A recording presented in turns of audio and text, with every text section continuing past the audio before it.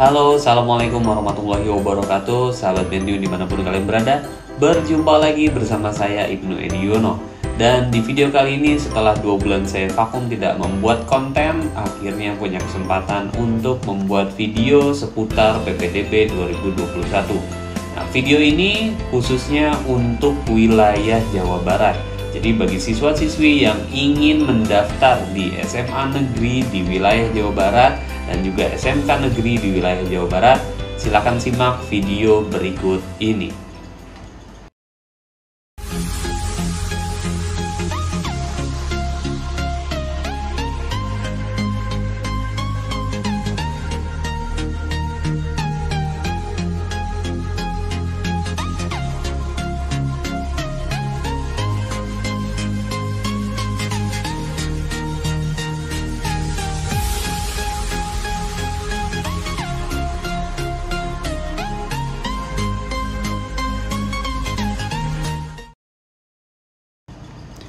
Oke, langsung aja. Yang pertama kita akan membahas tentang syarat, kemudian bagaimana daftarnya, kemudian berapa persen peluangnya, dan lain-lainnya. Terkecuali tentang prestasi, kita akan bahas secara terpisah di video berikutnya.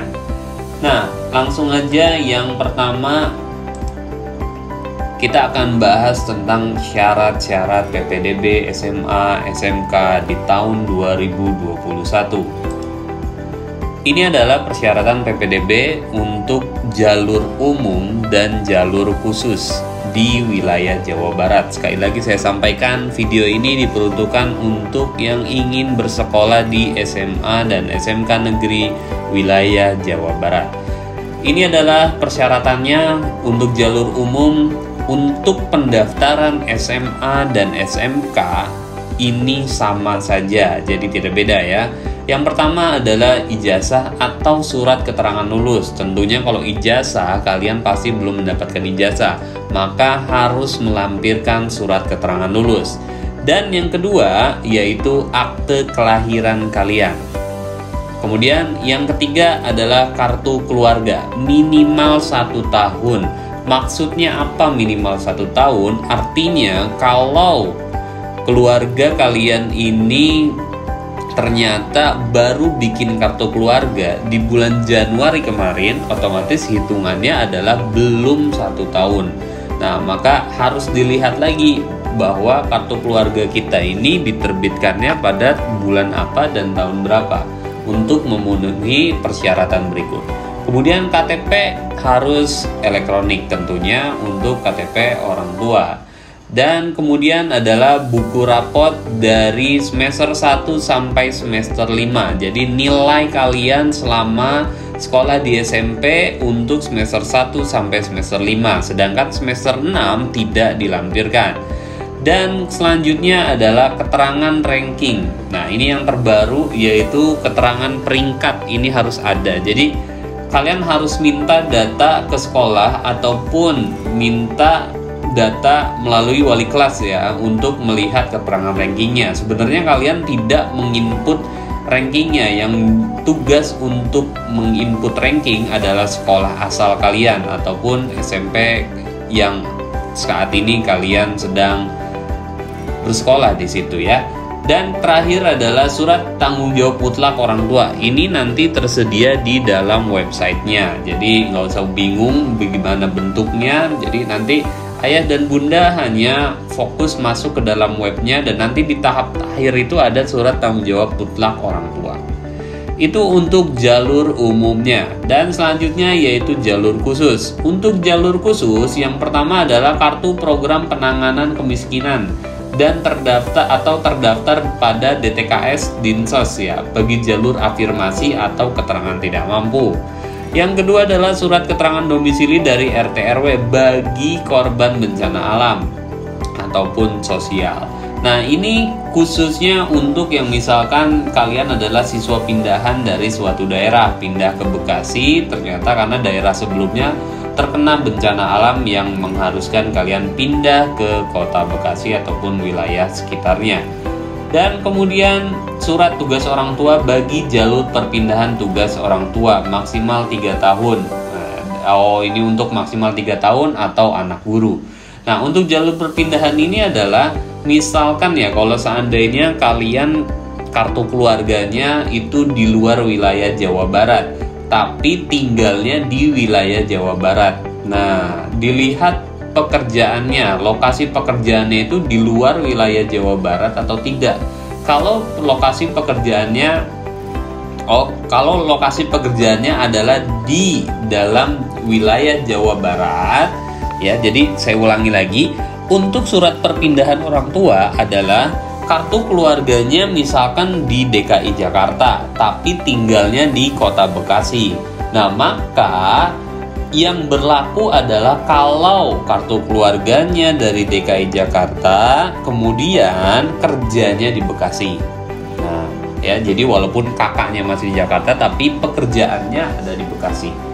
Kemudian untuk anak guru juga ada masih, dan bagi afirmasi kondisi tertentu penanganan COVID. Nah, itu juga untuk satgas-satgas COVID ataupun yang ikut dalam penanganan COVID ya, melalui surat tugas dan lain-lainnya.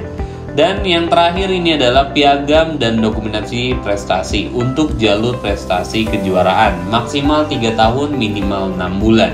Artinya jangan coba-coba pakai piagam-piagam penghargaan yang kalian dapatkan dari SD-nya ataupun sekolah dasar. Tentunya itu tidak akan terpakai. Dan ini untuk kartu keluarga.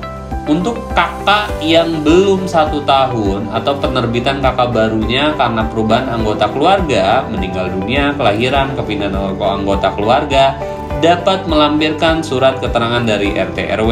Nah, ini bisa menggunakan surat domisili bagi yang kartu keluarganya ternyata belum 1 tahun. Kemudian apabila kakaknya juga belum ada barcode-nya, karena kartu keluarga yang baru itu ada barcode-nya, maka kita perlu meminta legalisir dari Disdukcapil tentunya. Dan juga KTP elektronik ya. Kalau KTP-nya belum elektronik, maka kita juga harus minta legalisir dari Disdukcapil. Nah, ini untuk persyaratan-persyaratan terbarunya. Jadi juknis yang sebelumnya yang mungkin pernah saya share itu adalah juknis yang lama, dan ini yang sudah revisi final untuk tahun 2021 di bulan April tanggal 21. Dan ini tahapan-tahapannya. Tahapan pertama yaitu jalur afirmasi, kemudian jalur perpindahan, kemudian jalur prestasi, kemudian yaitu prestasi kejuaraan, dan yang baru adalah jalur prioritas terdekat. Ini untuk SMK.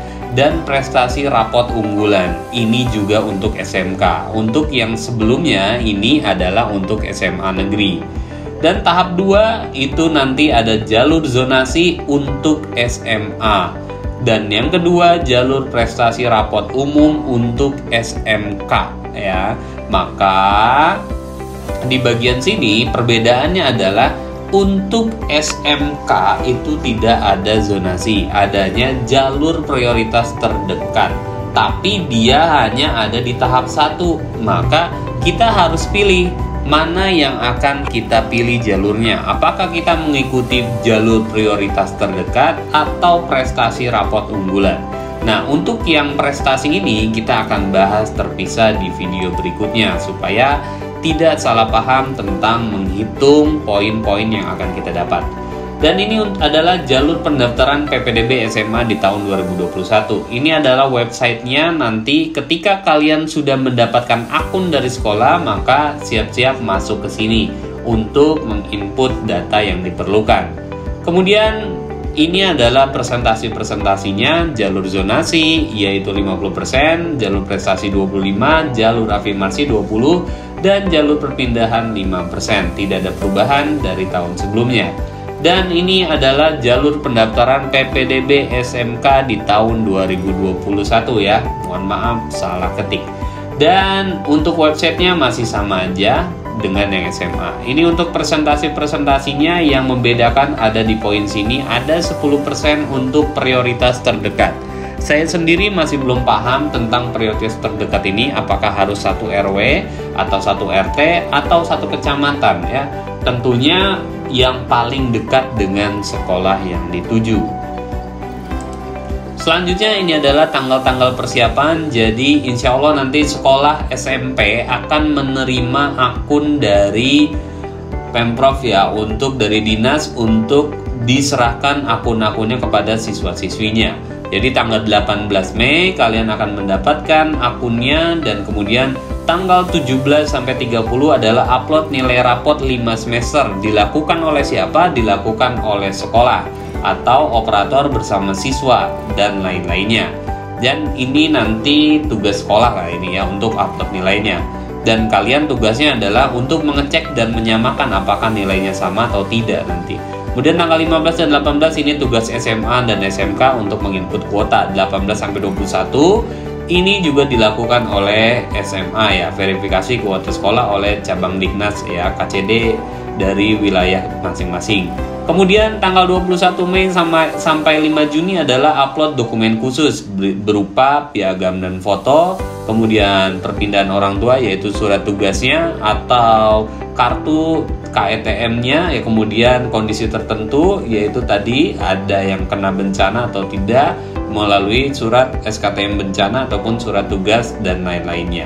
Dan tanggal 4 sampai 6 Juni adalah verifikasi kelulusan, apakah kalian dinyatakan lulus oleh SMP-nya atau tidak.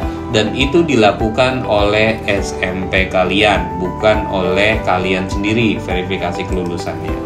Dan ini adalah jadwal tahap pertama. Untuk SMA dan SMK, perbedaannya kalian bisa lihat di sini ya. Jadi kalau tahap 1 di SMA ini jalur afirmasi, perpindahan orang tua, anak guru, dan jalur prestasi. Sedangkan untuk yang di SMK jalur afirmasi, perpindahan orang tua, kemudian anak guru, dan lain-lainnya ya.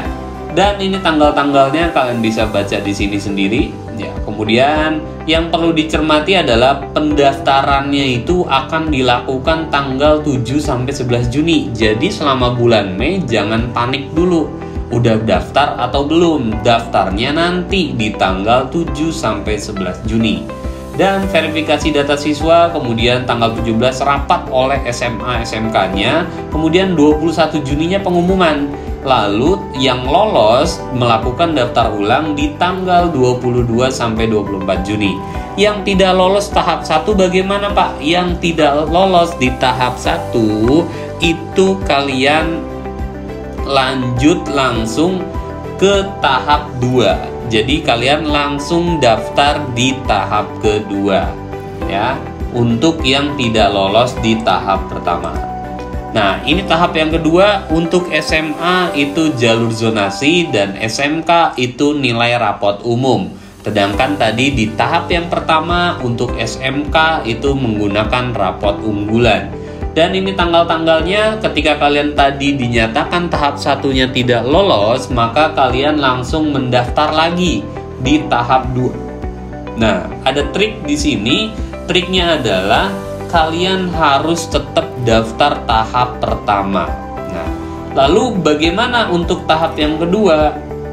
Tahap yang kedua ini kan berdasarkan zonasi. Kalau seandainya ternyata kalian kartu keluarganya di luar wilayah Jawa Barat ataupun kota-kota yang ada di Jawa Barat, maka kalian tentunya peluangnya sangat kecil di tahap kedua. Jadi di tahap pertama harus ikut seleksi, jangan sampai tidak.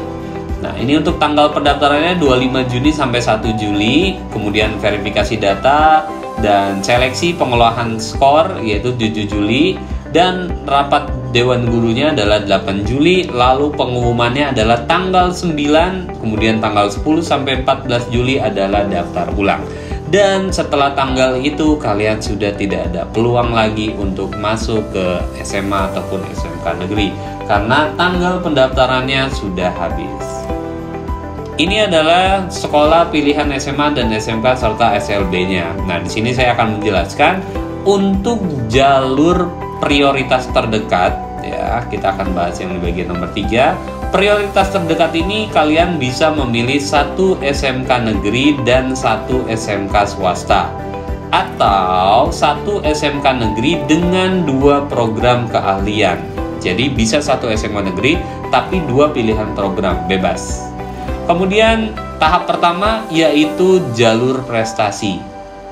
Untuk SMA ada nilai rapot, ada kejuaraan. Nah, di saat jalur prestasi ini kita bisa memilih ya untuk yang nilai rapot bisa memilih 2 SMA negeri dan 1 SMA swasta. Wow, ini ada yang baru ya, berarti sebelumnya saya tahu kalau nilai rapot itu hanya bisa memilih 1 SMA negeri.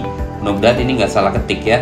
Dan yang kedua adalah jalur kejuaraan. Jadi peluangnya hanya ada 1 SMA negeri dan 1 SMA swasta.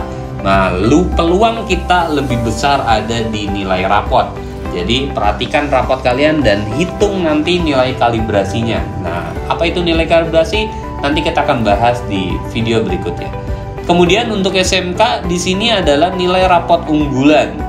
Itu bisa memilih 1 SMK negeri dan 1 SMK swasta atau 1 SMK negeri tapi 2 pilihan program.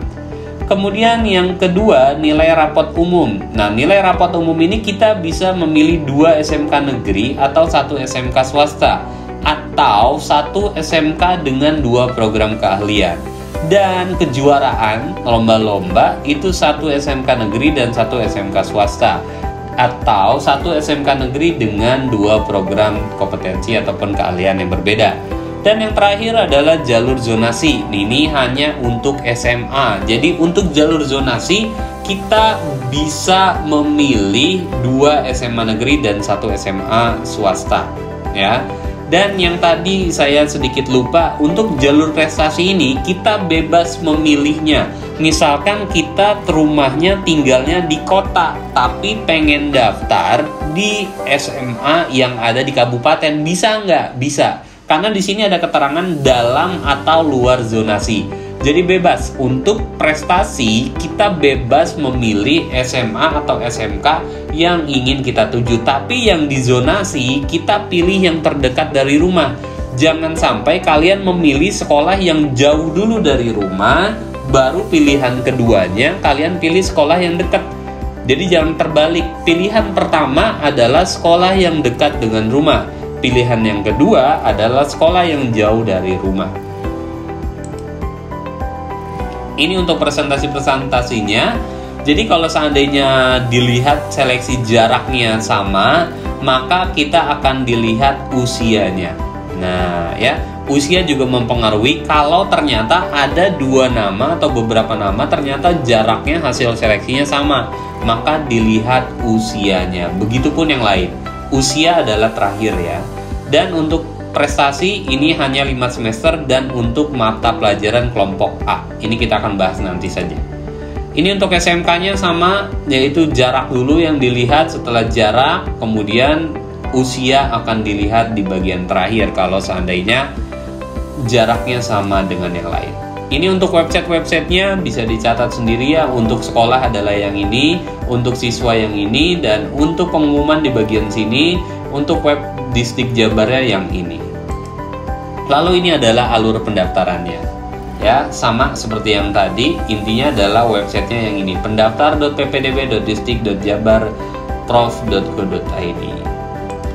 Dan yang terakhir, jangan lupa sekolah di mana saja sebenarnya sama saja. Semua sekolah mampu mengembangkan potensi peserta didik, dan juga lingkungan dari sekolah tersebut tentunya mempengaruhi perkembangan peserta didik. Jadi buat kalian yang ingin memilih sekolah, jangan patah semangat dan tentukan dari sekarang pilihan sekolah terbaik kalian. Cari dari sekarang dan lihat, pantau, kemudian bandingkan ya. Terima kasih, cukup sekian dari saya. Semoga bermanfaat untuk kalian yang ingin mendaftar di SMA ataupun SMK negeri di tahun 2021 ini. Dan jangan lupa nantikan video berikutnya, kita akan membahas tentang prestasi ya, jalur prestasi. Dan jangan minder, karena jalur prestasi ini tentunya semua siswa punya hak untuk mendaftar di jalur prestasi. Prestasi yang mana? Prestasi rapot, bukan prestasi kejuaraan. Kalau kejuaraan individual, tentunya hanya siswa-siswi yang pernah ikut lomba dan menjuarai lomba tersebut. Tapi kalau rapot, semua siswa punya hak untuk ikut seleksi di jalur rapot tersebut. Sekian dari saya, kurang lebihnya mohon maaf. Assalamualaikum warahmatullahi wabarakatuh.